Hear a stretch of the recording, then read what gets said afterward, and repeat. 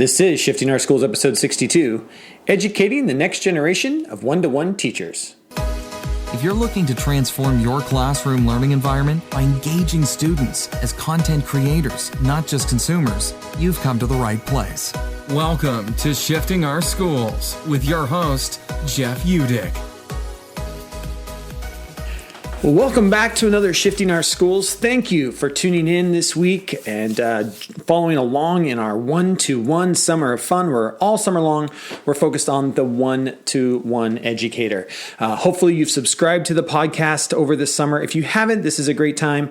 Download your favorite podcast player. I actually found a great new one. I don't know if you saw this, but Google actually released Google Podcast. It's different than Google Music Play. And man, I'm loving some of the new features that are in it, including that in the show notes, the links are actually hyperlinked.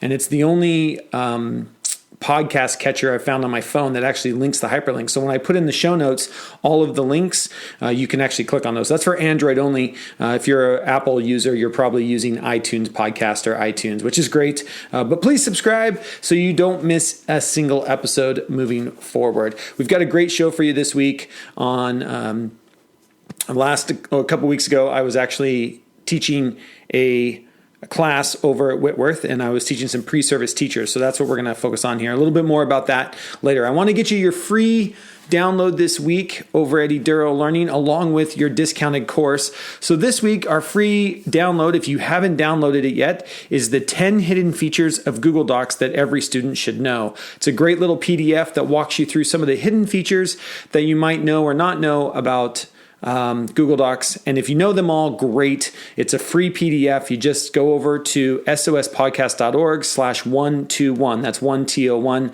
And that will take you to the Eduro website page where you can then download that free PDF.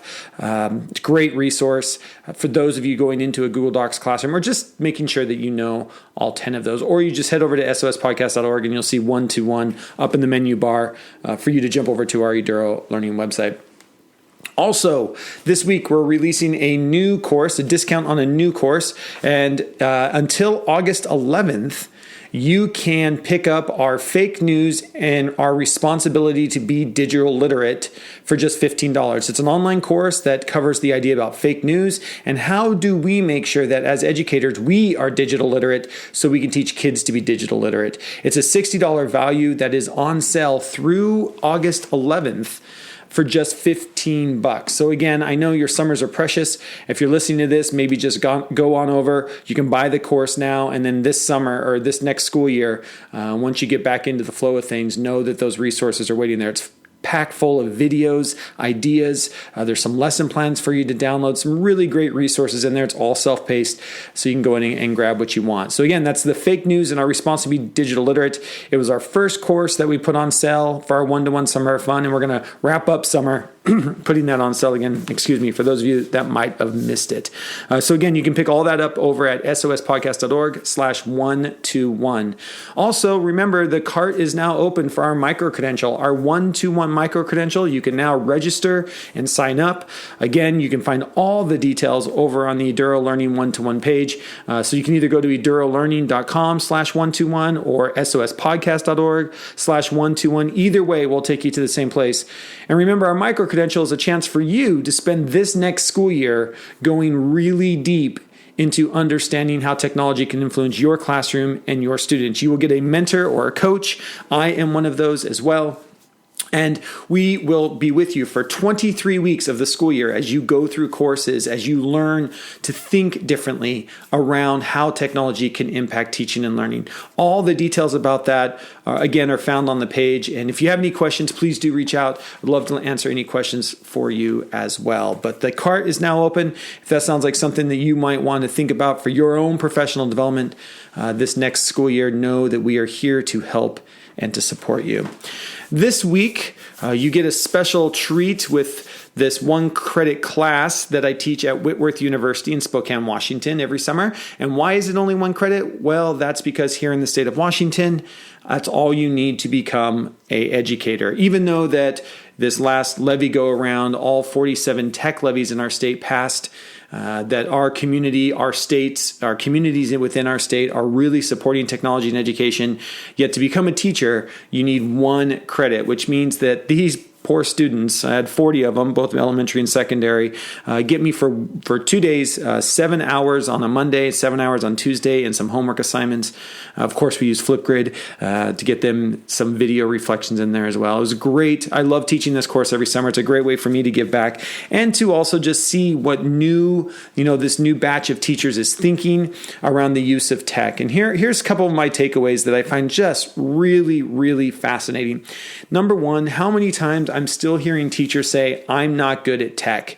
And what really blew my mind this time is, I guess it was a reality check for me that the majority of the teachers are in their 20s. The average age between the 40 of them, the average age was 27.5. So the majority of them are somewhere in their 20s or early 30s. And how many of them still say, I'm not good at tech? Yet everybody has a smartphone. Everybody in the class has a smartphone. Everybody in the class has their own laptop. And yet they say, I'm not good at tech. And I hear this a lot even in schools where teachers say, I'm not good at tech. And I think what we really mean as educators is, I'm not good at tech when it comes to learning with it. We're good with tech in our own personal lives. We're amazing at being able to make phone calls and text messages and looking up the news and all of that stuff we're great at.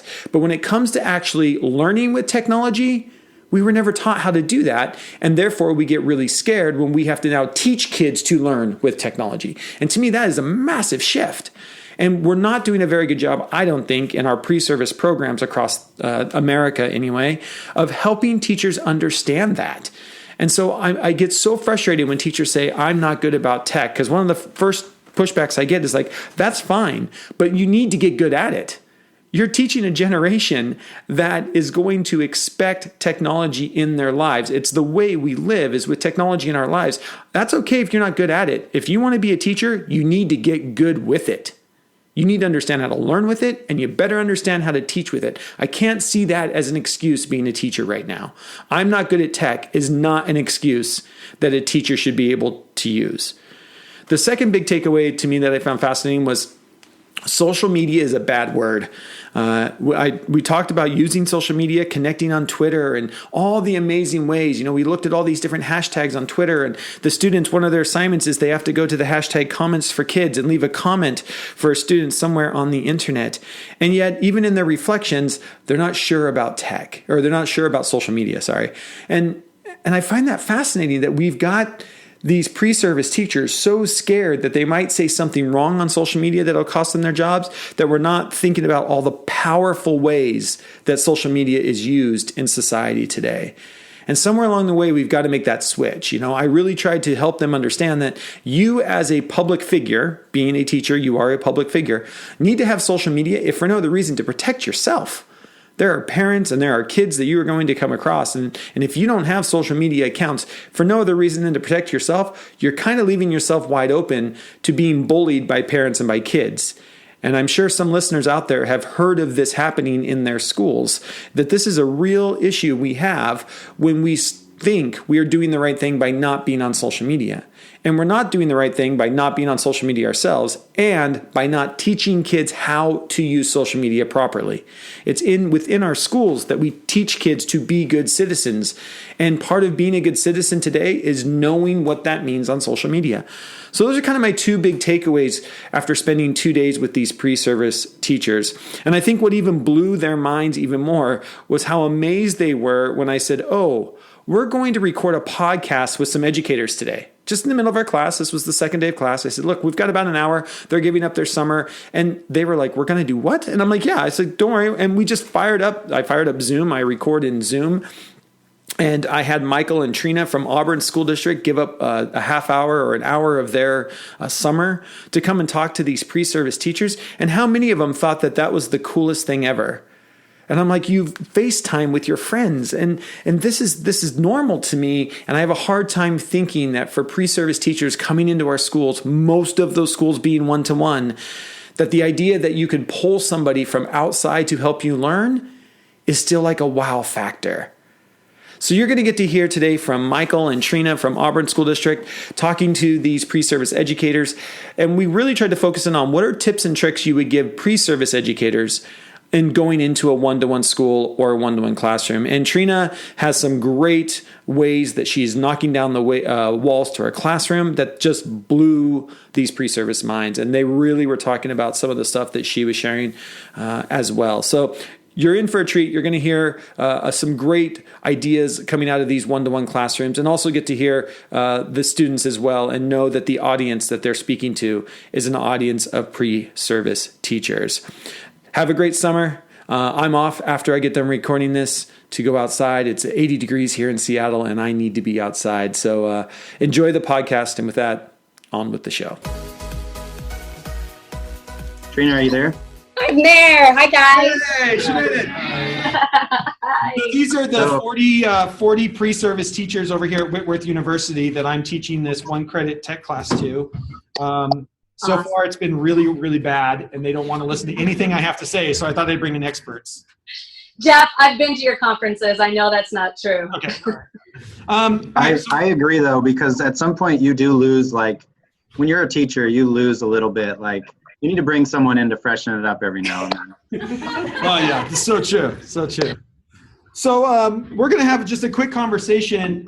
Trina, thank you for taking time out of your summer, too, to join us. I really appreciate it. I know My pleasure. Your summers are precious. Why don't we get by just introducing yourselves first? So, Trina, we'll start with you, and then Michael will do you second. So go ahead, introduce yourself. Tell us what you teach, kind of what you're up to. Okay.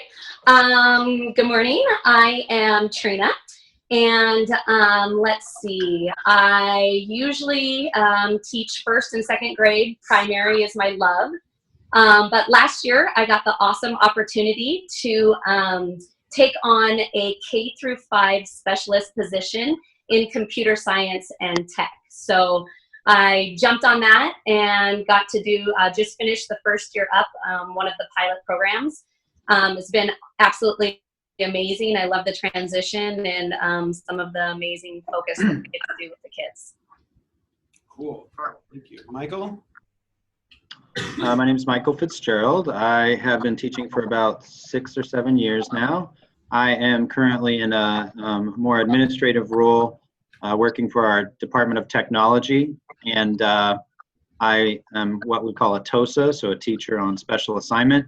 And my job is to help with the one-to-one rollout, kind of support teachers like Trina who are taking endeavors into the technology, and really to start some initiatives within our tech integration. And that's been where I've used Jeff's expertise a lot. So, Yeah. All right, so I've got a couple questions for you this morning. So let's start with the easy one. What advice would you give new teachers headed into a one-to-one school? Who you want to start? Mike, you want to start? You want me to? I'll go, yeah. I think something that as you're going into a one-to-one school, becoming comfortable with that technology is really imperative. Knowing what's available and then utilizing it as best as you can to really hit your objectives is great. But honestly, your first year is survival. So, I think of it more learning the technology yourself and then integrating it as you can, not being afraid to make mistakes, take chances. There's just so much great opportunity in the technology. And you, as entering students into classrooms, you're going to have a little bit of an advantage in that because your programs probably had that, whereas you're going to be working with other teachers that haven't been in a classroom learning experience for themselves in 20, 30 years. And so you're going to have some leg up in that, but knowing what it is, how to use it, and then trying to get to those learning standards that are within the content areas like math and science and ELA as soon as possible so that you integrate that successfully. But again, it's kind of hard to say because you're so much in survival mode. Yeah. That's very true. Best advice I'd give to a new teacher heading to a one-to-one. I kind of put myself back my first year that I taught when I had a one-to-one, and it was a first grade classroom when I taught international at American Embassy School in New Delhi, India. And I remember, there was so much. I might have not been a first-year teacher, but it felt like I was, with so much new learning, being in a different culture, a different place. And I remember my teammate, it was their first year of the rollout of one-to-one iPads in the first grade classroom. And I think the best advice I could give you is just have fun with it. Don't be scared. The kids, they know it. Trust me, they're going to help teach you. And when you have that connection and that relationship with the students, when they realize that, wow, my teacher's a learner too, it creates a really powerful environment for the students to see you as a learner of this technology as well. So have fun with it. Remember that, when we want to use technology in the classroom, we want to not just ask ourselves what app could we use to help math practice or skills or, there's tons of apps for that. And I'm not saying that those don't have a great place in the classroom, but also remember to ask yourself, what can the kids create with this device? How can I allow them to use this tool to create and share their voice for their learning? Awesome. All right. Trina, I want you're first on this question. We talk a lot about the mental shift that teachers need to make in a one-to-one classroom. What does that mean to you? And like you going through that yourself, what is that mental shift that we talked about that, just to let you know, we've talked about that here as well. Just that shift of looking at learning differently. What does that mean to you, and how do you kind of go through that? Yeah, I think the biggest shift, and sometimes this is, it's so amazing for you guys as new teachers to be learning from Jeff and hearing this right away and getting this PD so that you can already have this mindset. Because I think a lot of times the pushback that we get from educators is usually educators that have been in the field for 20 plus years, that this was not their way of learning when they were learning how to best support their students. So, really the mindset for me clicked when I realized that I'm not the gatekeeper of knowledge. Back in the day when I was sitting in rows and, looking at the chalkboard, yes, I'm dating myself a little bit.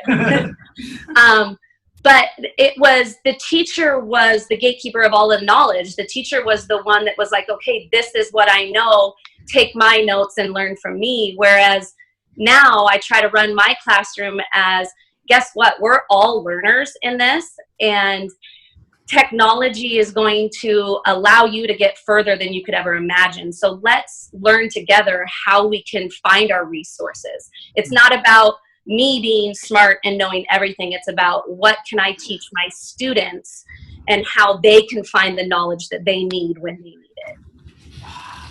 I love that. Thank you. That's so awesome. Michael? Yeah, I'll try. I'll do some moves or something. I think I would echo everything she's saying. I think and I think we talked about this the other day, Jeff, is the paradigm shift of it's 2018 yeah. And a lot of our structures were built 100 years ago, and we're trying to shift that now to thinking to the future and what jobs are looking like ahead. And that's a really difficult thing to do in a system that's been around for 100 years or a school that's been around for 100 years.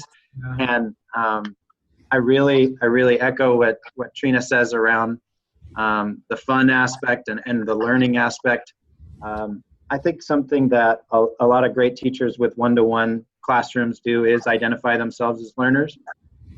And then within that, they really push some of the growth mindset practices that I'm sure Jeff has shared a little bit. And I adapt kind of the we versus me mentality, creating a collaborative element and a community of learning rather than a sit and get type of approach. I don't know if I could I could beat what Trina says, because it's spot on. Yeah, it's awesome. Can you share some stories of what this looks like from the classroom? Like Trina, what's your, like, if you reflect on this last school year, like you're just like, oh man, that was the unit, or that was the really cool thing I did with my kids. Tell them about the robots, the water one. That one's my favorite. The dash and dot, Mike. Yeah, that one's good. Okay, so I'd say my two, and again, honestly, I was so blessed this last year. The curriculum that I got to do was just amazing, thanks to the support of my district and our TOSA, Mike. But we got, 7 dash and dot robots, and I guess maybe, hold on, I'm going to jump back one step, because the reason that I did this one project was because of another project. My first project that I'd say, that I absolutely loved and was like, yes, this was awesome, was my project from you, Jeff, when we went to your conference and we had to walk away with one thing that we wanted to implement. Well, I had gone into the conference just finishing up a project that I was doing with my 3 through 5 students on a student-led portfolio, and they had to put up on their website an image of something that they wanted to be, a professional that they wanted to do when they were older. And probably about 60% of my 3rd through 5th graders said they wanted to be professional YouTubers. So then when I went to your conference, and the learning was about what a great tool YouTube can be, not just for information and research, but how to use it as a reflection for student voice. So long story short, I created a unit around YouTube where their YouTube channel was the end project, and I introduced the world's largest problem, or world's largest lesson to them. I don't know if you've ever heard of it or not before, but it comes from the United Nations, and it's really easy to follow. They've got videos, they've got unit plans, and it just teaches children about, the rest of the world and how to, there's 17 goals that we want to try to reach by 2030, which is kind of awesome because that's the year that the kindergartners this year are graduating. Cool. And it's problems around the world of solving hunger, solving the pollution, sanitation, and water. And so I taught the kids about some of these lessons, and then the kids got to choose one global goal that was passionate to them for some reason, and they did some research on it. Mike came into my classroom, led a great lesson on finding research. We did the fake link, the octopus, if you've ever done the octopus tree one. And so the kids learned how to research. The kids learned about world connections and world problems and how we can come up with solutions and campaign to try to, make this world a better place. So then the kids had a YouTube channel. I didn't fully launch all the way yet with kids that didn't have one, but I had about probably 40% of kids that already had a YouTube channel. Wow. So if the kids had a YouTube channel, then they could reflect on their channel. If they didn't have one, then I used Flipgrid a way. Oh, did I lose you? No, you're back. All right. Okay. Then if they didn't have a YouTube channel because the kids got really upset that they didn't get to have a YouTube channel, then they used Flipgrid as a reflection. So that unit was really fun. I loved it. The kids loved it. I had kids asking if they could keep researching other global problems. And then that led to an extension for K through 2. I had robots, and I made a square, and I put 3 cups in the square, and we talked about oceans, and we talked about pollutions and habitats, and how, if garbage gets into our oceans, then what happens. And the kindergartners then coded their robot. They built a bulldozer first around their dash and dot, and then had to scrape the whole area of the ocean and get the cups, which were the pollution, out of the ocean. So it was really fun to connect those. That's awesome. I love that. Michael, how about you? Those were kindergartners, by the way. Kindergartners. Dash and dot with robots. Robots. I mean, it was I didn't see it in person. I saw it on Twitter, but just incredible. And yeah, I love the global goals mentality that Trina brings to her classroom. The the idea that their classroom can impact the world is incredible. I think something that when I was teaching often happened to me was I think the world seemed so big, and I didn't feel comfortable with my own self in the world. Like it was, I had the reach of maybe 30 blocks, around my school. And so we tried to actually do things in the community.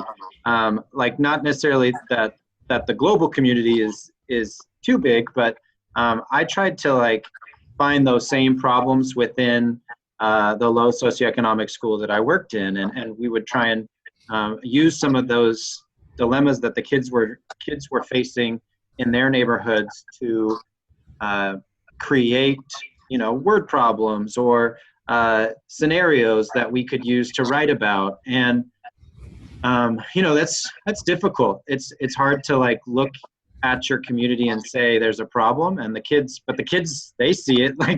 They're not shy about what needs to happen and what needs to change. Oftentimes I would take a look at the Seattle Times on my way into Starbucks and find something that we could talk about and utilize within math or reading. And I wish I had the guts when I was a teacher to think more globally, because it provides a lot more opportunities to integrate some of the amazing technology that we have. And I value a lot of the examples that you've shared, Jeff, about researching in different countries based on their newspapers. And I think, I've seen a lot of teachers do some great stuff with that, but I think there is an initial fear of exposing your class to an outside area that you don't know. And so I started kind of from within and grew kind of out into maybe the Seattle area or further than that a little bit. But if I was still teaching, I would hope that I'd be global like Trina. All right, we've got about 7 minutes left. I wanted to open it up if anybody here has questions for them. Oh, surprising that you would have a question. Have you thought it through before you raise your hand this time? Yeah. No, Okay. 100%. Do you want to come up here? You can introduce yourself to them at the screen so they can see you. 'Cause they can't see you. You're all blacked out back there. And ask your question. And then whoever else wants to go, we can start a line here. We've only got about 5 minutes, and I need to let them get back to their summer. But go ahead and ask your question. Sup? Hello. My name's Joe. I hope to teach elementary, upper elementary, 3rd through 6th or whatever. But as you guys are talking, kind of my initial thoughts is a teacher's biggest enemy is comfort. So how do you guys continue to battle that and drive your technology use in the classroom? That's a great question. Let's see. I don't ever really allow myself to get comfortable, if that makes sense. I have moved around. I've traveled and lived around other places of the world for 7 to 8 years. And since I've been back, I have moved classrooms every single year, just kind of just what has happened. And so I'm constantly learning and changing and evolving. And I think that just, when you allow yourself to reflect on your practice and change, then you break that bubble of comfort. Yeah, I would say it's not about you. It's about your kids. If that's one thing I could share with new teachers, is that you're most successful when your kids are most successful and your team is most successful. And so it's like Trina says, it's good to not be comfortable if it's benefiting your kids. If you're doing something that's, you believe is great learning and empowers them for their futures, which seems kind of daunting as a 3rd grade teacher that has to teach this math standard, but you want to do something a little different. There's a lot of courage in teaching, a lot of bravery and risk, and but you have to consider what's best for your kids. And a lot of times I would say, this isn't what my building wants me to do, which is kind of scary to say. This isn't necessarily what my district wants me to do, but I feel that this is empowering my kids for the benefits of their future. And we would see the results later on. You know, the scores wouldn't lie, because I would treat them like people that have needs, and we would do what's best for them. I love that. That's really helpful. Time for one more question. If anybody else has one they want to ask. Anyone else? No. Joel, would you like? You're just giving Joe a high five. That's it. Okay. All right. Thank you guys for taking time out of your summer. I really appreciate it. You guys are troopers. I owe you both a drink at some point in the future. Trina, I know you have to get off. I think you have a kid going to a baseball game or something. Yeah. Yeah, it's always. Summer, always going off to baseball. Michael, thank you so much for taking time. Both of you, really appreciate it. And I will see you guys 1st of August. I think I'm back down in Auburn. Something like that. Yep. Yeah. Awesome. We'll get back at Take it. care. Cool. All right. Enjoy the rest of the class, guys. Yes. Bye. It's the best profession ever. Have fun. Thank you for listening to Shifting Our Schools with your host, Jeff Udick. Shifting Our Schools is part of the Eduro Learning Podcast Network. For more great content, visit sospodcast.org or follow us at Eduro Learning on Facebook and Twitter. Leave a review, rate, and subscribe. And we'll catch you next time on Shifting Our Schools.